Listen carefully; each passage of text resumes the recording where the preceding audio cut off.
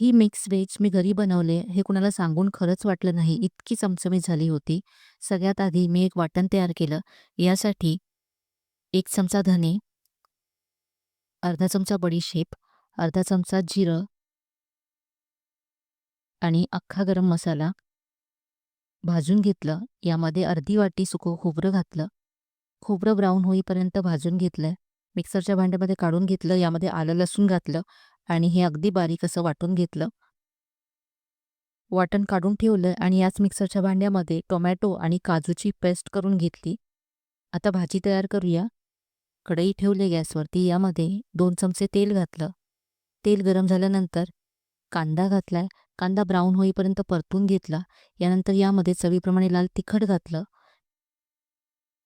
कांदा आणि लाल तिखट एकत्र परतून घेतलं. यानंतर तयार केलेलं वाटण यामध्ये घातलं. हे वाटणसुद्धा तेल सुटेपर्यंत परतून घेतलं. यानंतर यामध्ये टोमॅटो काजूची पेस्ट घातली आणि पुन्हा तेल सुटेपर्यंत सगळं परतून घेतलं. 2 मिनिटं परतून घेतल्यानंतर याचा रंगसुद्धा बदलला आहे. आता यामध्ये भाज्या घालायच्यात. या भाज्या मी अर्धवट शिजवून घेतल्यात. इथे मी फ्लावर, गाजर, मटार, फरसबी अशा भाज्या घेतल्यात. सगळं एकत्र परतल्यानंतर यामध्ये गरम पाणी घालायचं आहे. मिक्स करून घ्यायचं आहे आणि आता झाकण ठेवून भाज्या शिजवून घ्यायच्यात. भाज्या शिजल्यात. आता यामध्ये पनीर घालायचं आहे. यानंतर गरम मसाला आणि थोडीशी कसुरी मेथी घालायची आहे.